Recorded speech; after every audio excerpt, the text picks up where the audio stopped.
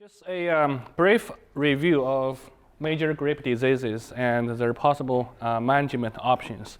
Just wanted to give you an idea of what to expect in terms of disease and their management. What's a plant disease?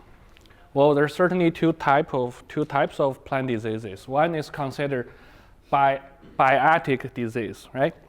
Biotic disease is very common. It's caused by living microorganisms such as fungi, bacteria, and viruses. Those are biotic diseases. And another type of disease is abiotic disease or disorders. It's usually not common. It's uncommon.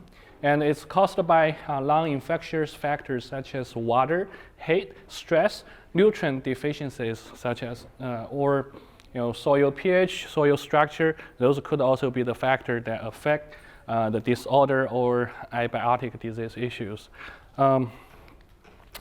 Importance of grape diseases. In short term, it will reduce yield and reduce the fruit and consequently the wine quality, right? And in long term, it shortens the longevity of vineyard.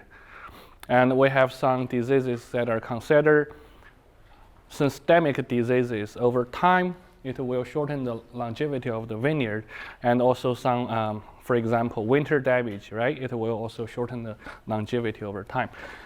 So everybody wants to have grapes like this, but occasionally we might end up having grapes with all sorts of different issues. Now, this is a disease triangle. I wanted you to be aware of the factors that are required for disease infection. Typically, there are three factors: susceptible host, conducive environment, and the pathogen, right? When the three factors coming together, it will result in disease infection. Now, we don't really have a shortage of any of those factors in the Mid-Atlantic, so it's very common to have disease issues.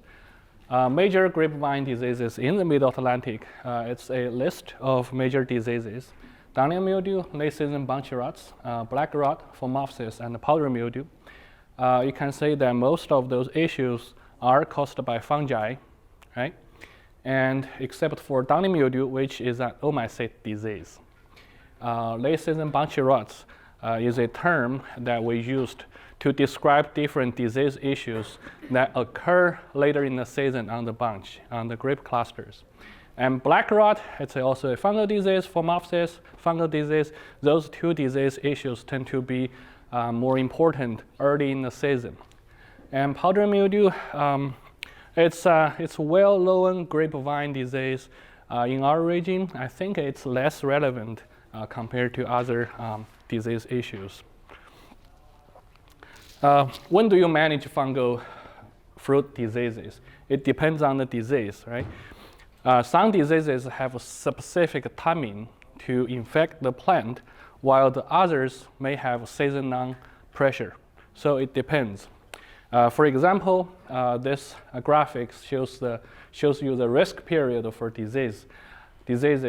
Early in the season, you have black rot, phomopsis, disease pressure, and powdery mildew, downy mildew seems to mean the disease pressure for those two diseases seems to be seasonal, consistent disease pressure seasonal, okay? And late season bunch rots, current recommendation is to try to spray fungicides at the bloom, bunch closure, veraison, and pre-harvest to manage for late season bunch rots. Those late season bunch rots, they occur later in the season, but the infection may occur early in the season. Just some principles for disease management. Chemicals, well, fungi are the only pathogen group you can control with chemicals. So as I just showed you the list, most of those major diseases are caused by fungi, so it's good news.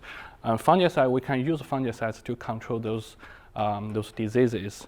However, major fungal pathogens are at the risk of becoming resistant to single-site action of chemical groups.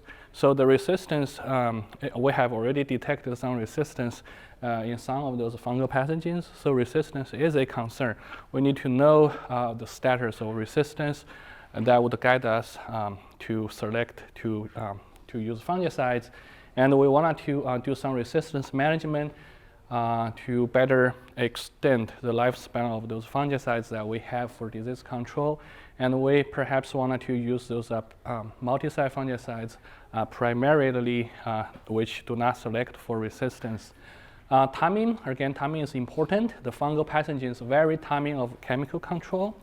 And the scouting accurate disease identification are very important. And we need to know what diseases are and what fungicides are effective against specific diseases throughout the season, and understand the environmental conditions under which you need to spray, right?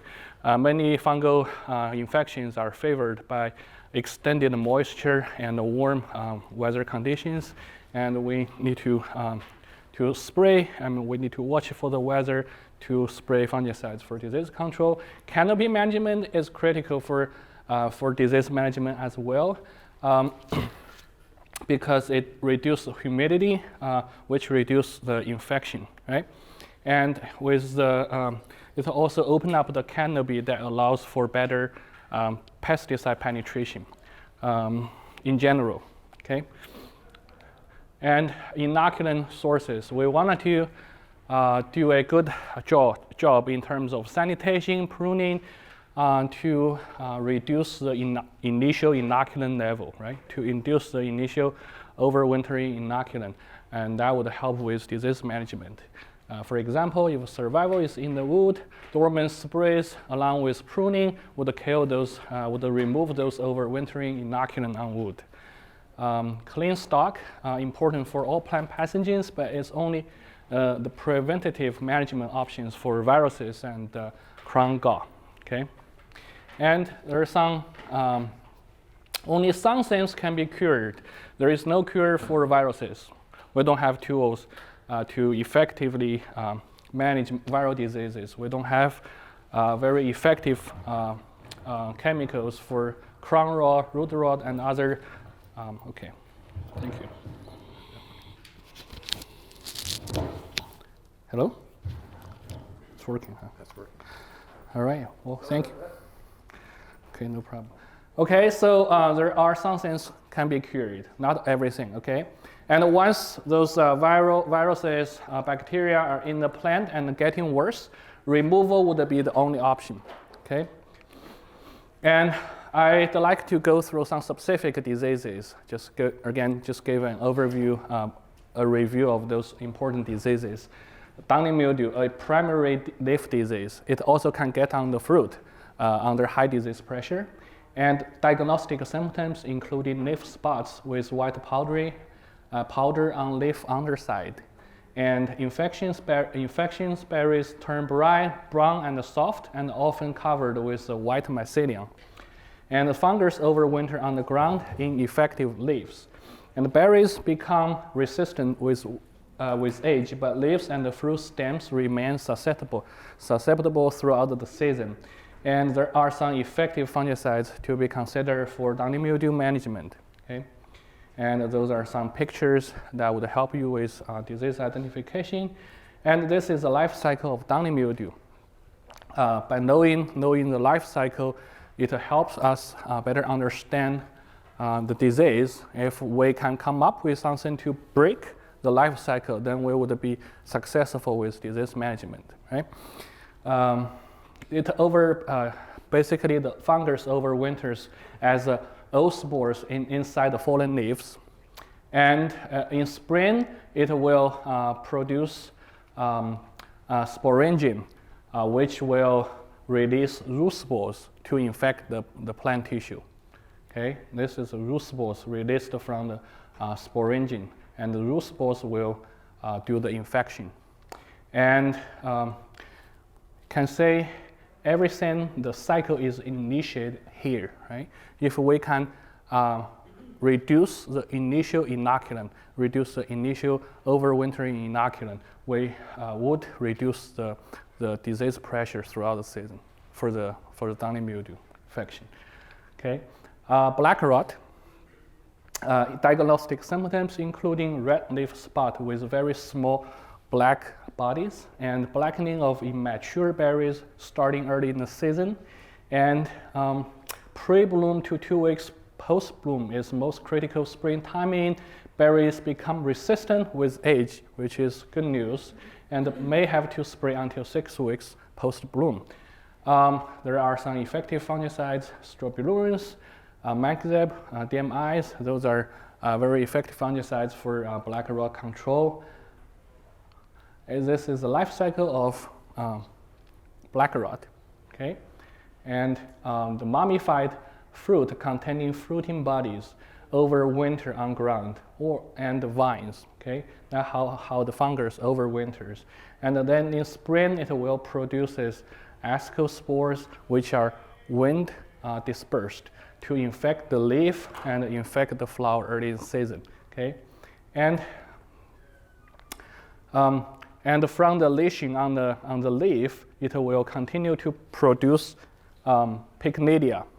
And the Pichlidia will produce Pichlidia spores to infect other young tissues. So it's important to do a good control to control the disease well early in the season, so that the disease pressure will be lower later in the season. And powdery mildew, generally less important in the Mid-Atlantic region, but it's probably the biggest concern in California, where most grapes are. So diagnostic symptoms including it vary with the source of inoculant tissue age and the age of the mildew colony.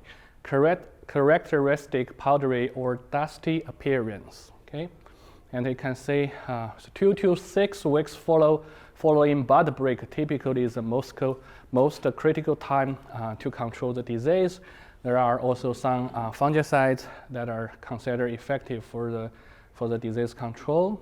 And this is life cycle of powdery mildew. The fungus overwinters in dormant buds.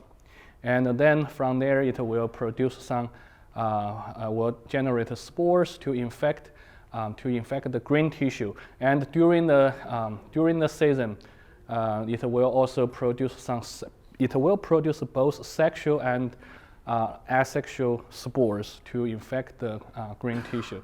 So that's a life cycle. Downy mildew is easily confused with the powdery mildew, and you can say the downy white mildew is on the leaf underside, and where the powdery mildew is white mildew is on leaf top, right? So there is a difference between the two diseases. It's important to distinguish between them because they are controlled very differently. Their fungicides for those two diseases are very different. And Phomopsis came and the leaf spot, and sometimes also can infect the fruit. Diagnostic symptoms including black spots and scabs on green shoot, older shoots bleached with black spots. Inoculant in wood and the cams, sanitation is important. As we mentioned earlier, that we wanted to do a good job to prune them out, to do a sanitation, to sanitize the overwintering inoculant to reduce the initial inoculant level. And spray from 1-inch shoot growth through fruit set. And effective fungicides including Mengjun and Captan and others. This is the life cycle of the Phomopsis, cam and the leaf spot. It's noteworthy that the disease is extremely local dispersal and the monocyclic nature of the disease, which means if we can do a good job to control this issue early in the season, then typically it will not be a problem, will not be an issue later on. And late season rots, right? Late season rots, again, is a term to describe different rots that occur later in the season. And this issue has been considered as a major threat in our vineyards. We all know how much efforts are involved in vineyards. Now, when it finally gets to a point of harvesting the berries, and all of a sudden the disease shows up, which made the tremendous effort, made season now almost for nothing. So it's a big concern, and Botrytis bunchy rot is one of those late season rots, right? Can say the diagnostic symptom including fruit turning brown at first, followed by production of grape spores, and it often occurs at origin as fruit is nearing harvest, overwinters at sclerotia in berry mummies as a dormant mycelium in plant debris. And the control of the disease largely relies on fungicide, but however, this fungal pathogen has tremendous ability to develop fungicide resistance, so resistance issues are common. And effective fungicides, those are some recommendations for the disease control. And life cycle of botrytis, the infection actually can occur early in the season at the bloom, and then there is a latent stage, so the disease typically does not show up until the ripening of the fruit when the sugar level rises. Second, late season rots, ripe rot is caused by different species, and overwinters in mummified fruit or plant debris. It's dispersed by water splash mainly, and also infection also can occur anytime, from bloom to harvest. Although this has not been well studied, I could not find a life cycle picture about ripe rot on grapes. As I said, this disease has not been well studied. This is a picture of the same pathogen on blueberries. So the life cycle could be similar to ripe rot on blueberry, right? Overwintering infection in twigs, buds, right? And all the fruit spurs. And in the early spring, the sporulation on infected tissue, and then to infect blossom. And also this pathogen has a latent stage after infection. It does not develop until the fruit ripening. And during summer, when the fruit start to ripen, and the symptoms start to develop and produce those chlamydia to continue to infect other healthy fruit. Sour rot is another late season bunchy rots, right? It's considered to be a disease complex consisting of insect damage, fruit flies, and bacteria and fungal infection. And low fungicides are effective against the sour rot. There have been some studies that suggest good control of fruit flies after 15 bricks may be helpful for sour rot management, as the fruit fly might help spread the disease in the vineyard. So there are also some other late season rots in association with secondary pathogens such as Alternaria, Aspergillus, penicillin, and those are different fungal pathogens that could also be part of late season bunchy rots. So just a diagram that shows what fungicide spray schedule could look like on grapes. You're probably looking at anywhere between 12 to 18 sprays a season, okay? And for a mature vineyard, for an established vineyard, but in the first couple years, you would spray less number of fungicides. So as we mentioned, during dormant, we can use some like lime sulfur, topsam, to clean up the overwinter inoculant, those woody pathogens, and then followed by Mengjun, which is good for Phomopsis and other disease as well. And early in the season, black rot, Phomopsis, those are kind of the major concern. And as the seasons move on, you start to have downy mildew issue, powdery mildew issue. And for late season bunchy rot management, the current recommendation is to spray at bloom, post-bloom, bunch closure, veraison, and pre-harvest, right? You want to spray as those specific timing for the rot control. So preventative sprays are very important. Fungicide should be applied before disease occur. So if disease already occurred, then you would have to deal with more inoculant, right? And pay attention to different frag codes. Different fungicides have different modes of action, right? Know what modes of action for the fungicides that you're using. Rotate those frag codes for better resistance management. Yes, please. Is this spray program just for like if there's fruit on the vines, or is this pretty much you can use this anytime with establishing the vines the first year, or is that just strictly for the fruit? So the question is this for just the fruit spray? Is that what you're saying?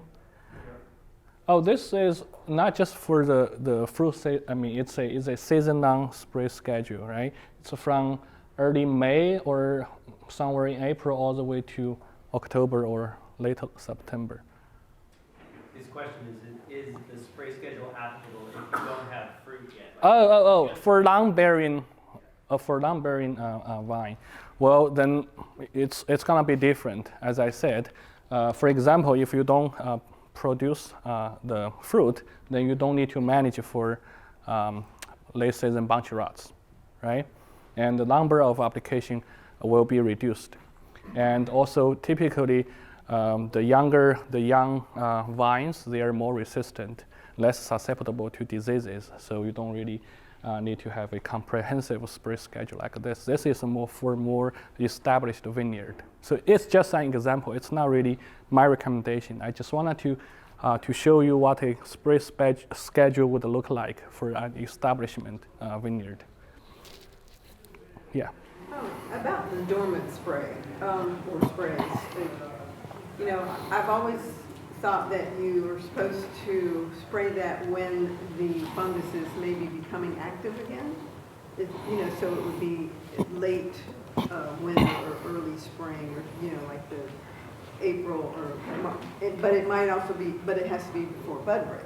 Yeah. So would you address that? Because the weather we're having right now, we go from warm to cold, and I'm just not sure, what to do, and the logistics of getting my sprayers that are winterized out for a spray now when it's warm, and then boom, I don't need it again, and it goes below zero. You see what I mean?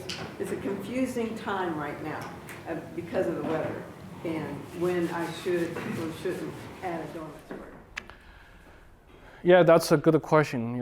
Some people do dormant spray, some people don't, right? I don't really have a good answer for you, but I think those dormant spray, like lemon sulfur, and it helps to some extent, but it's not really quite effective, I think, against the phomopsis. And Topsin M could be more useful, but again, I don't really know. Most everybody I know, their biggest problem is downy mildew. Downy mildew, yes. So we want to get that. We know it's on the leaf litter on the floor. Right. Mainly. So I'm not interested in spraying for powdery mildew. Right. Dormant issues. It's downy. Yes. You don't really spray for downy during dormant, right? Because those are. Yeah, that's what I've been told. Yeah, we can hopefully to do something that better manage those inoculant in the dead leaves on the ground. But that has to, I think we can do something, in late fall and to clean up those. Which we did. We put a mower down there and chopped them up, and I've also heard of adding nitrogen. Nitrogen, yes. Also, that's yeah. Biotic material to break it down better. Yeah, to break it down faster. That's what they do with apple scab. So I think they use a 5%. Opportunity to spray nitrogen. Yeah, but yeah, that's definitely. I think that's something we definitely can try and see how that. Yeah. So anyway, this is all about managing your overwintering inoculant to reduce the disease pressure, right? Okay, so let's move on. So this is just an example of fungicide label, and as I mentioned, each fungicide has its frag code. It's labeled right here. It's indicated right here. In this case, it has two active ingredients, right? Frag 7 and the frag 3, and so here the active ingredients, right? flupiran and tebuconazole. And this is frac 7, and the other is frac 3, and also indicated here. So different frac codes, they have different efficacy against different diseases. So we need to be on top of the efficacy of different frac codes, and how that, how this can be, and also the efficacy for different diseases, right? Okay, and in addition to fungal diseases, there are also some viral issues, viral diseases. Sometimes they can be confused with each other. The leaf roll virus and red blotch virus, they can be confused with each other. And there are some vectors out there. Could be medibug, that vector this viral disease in the vineyard. If we know for sure which vectors are, help with spreading the viral diseases, efforts can be made to target the vectors, to minimize to reduce the further spread of the viral disease. There is no fungicides or chemicals that are effective against viral diseases, but we can target those vectors that hopefully reduce the disease level. Crown gall is caused by a bacteria, Agrobacterium vitis, right? It's a big problem in cold years and facilitated by winter injury. And will kill vines, and the low chemicals are truly effective. And clean stock, avoid the cold locations for sensitivity, for sensitive varieties. Okay. And there are also some other trunk cankers. Many fungi are involved, and the Pierce disease is a bacteria disease. And those are, trunk diseases are typically systemic. It will shorten the longevity of vineyard vine. And there are also some other minor viral issues. But if you start with clean nursery stock, that would be helpful. But it's just a preventative management. It doesn't really guarantee that you won't get viral diseases later on. And putting it all together using an integrated approach, proper canopy management, biological controls, good variety selection, sanitation, fungicides, and target fungicide application on current and near-term weather, growth stage, disease pressure, and the environment. Use spray guides to develop an initial plan and modify as season develops, right? And we wanted to limit each frac code to each mode of action to 2 times per season for our fungicides. We pay attention to reports of fungicide resistance in your area. If fungicide resistance has built, then if you spray that fungicide, then it will be not effective. Expect 5 to 8 fungicide applications the first and the second year, and then 12, 16 fungicide applications for year 3+. So accurate disease diagnosis is important. You need to know what you're dealing with and to help you identify the right fungicides to use. And organic grape production is challenging due to the high disease pressure in the Mid-Atlantic. And organic producers will still need to apply multiple sprays using those organic approved products. So their organic fungicides are less effective, much less effective. You have to apply much more frequently and do a good job in terms of sanitation, very labor intensive to try to get a crop. So there are some different resources available for disease management in the vineyard. And regional spray guides, this is very helpful, produced by the Small Fruit Consortium in the Southeast. And this lists different fungicides and different diseases, how effective each fungicide is, right? 3+ is 5+ is been most effective, and so you can have a pretty good idea of using fungicides targeting different diseases. Books and other resources, and there are some. Dr. Joe Fiola was talking about the pocket guide for grape IPM scouting, and the APS compendium of the grape diseases, a good book to learn about grape diseases. But I wanted to also introduce you the app that we developed. So it's my IPM smartphone app. We developed this for initially for peach and strawberry. Now we have expanded to include grapes as well, and you can download it from the Google Store, Apple Store, and the Google Play for free. It's free of charge.